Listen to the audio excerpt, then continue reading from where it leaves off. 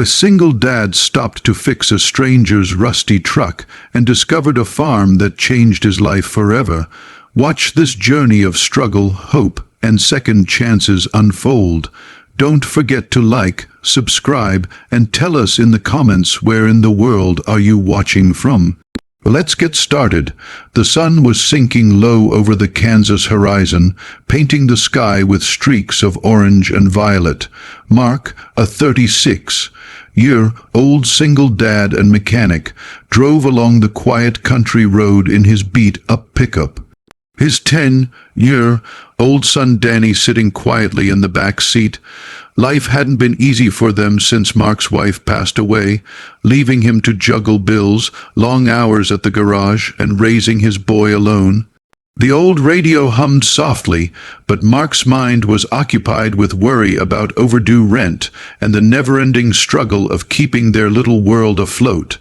Up ahead, the road stretched endlessly through fields of golden wheat until something unusual broke the monotony.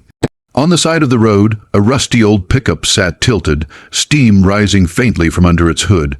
Beside it, a woman stood alone, her arms crossed, her hair messy from the warm evening breeze. Mark slowed instinctively. It wasn't in his nature to ignore someone stranded.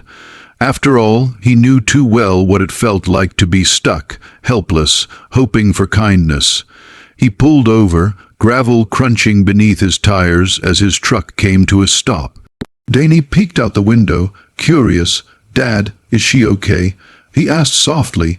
Mark gave him a reassuring nod before stepping out. The woman turned as he approached, her expression shifting from guarded caution to relief. She looked to be in her mid-30s, her worn flannel shirt and faded jeans covered with the dust of the long road. Her weary smile revealed both gratitude and exhaustion. But behind her eyes was something else, an untold story, a shadow of something larger than a broken-down truck. "Evening," Mark said politely, wiping his hands on a rag from his pocket. "Truck giving you trouble?" The woman let out a breath and nodded. "It just died on me. Engine's been sputtering for days, but today it finally gave up." Her voice carried a faint tremble, though she masked it with a half-smile. Mark popped the hood without hesitation, his mechanic's instincts kicking in. The smell of burnt oil and overheated metal greeted him, a language he knew better than most words. Danny hopped out and stayed close to the truck, his small frame standing proudly like his father's shadow. The woman glanced at him warmly. "Your boy?" she asked softly. Mark nodded, not taking his eyes off the engine. "Yeah, that's Danny, smart kid. He'll be better at fixing these things than me someday." Danny grinned at the praise, though shyly, and kicked at the gravel. The woman's tired smile softened, though her eyes still held something unspoken, a heaviness Mark couldn't quite place. After a few minutes of examining the engine, Mark sighed. "Your radiator's shot and your timing belt's worn down. This truck's seen better days." He leaned back against the fender, scratching his chin. "I can patch it up enough to get you to town, but it'll need real work soon." The woman nodded, clearly embarrassed. "I don't have much money, but thank you for even stopping." Her voice cracked slightly, and she looked away as if ashamed. Mark studied her face. There was pride there, but also desperation. Mark wasn't one to pry into strangers' lives, but he could tell this woman wasn't just dealing with a broken truck. He'd seen that look before in the mirror, someone carrying more burdens than they could handle. He gave her a small smile. "Don't worry about payment, just glad to help." He pulled his tools from the back of his own truck, kneeling down with practiced ease.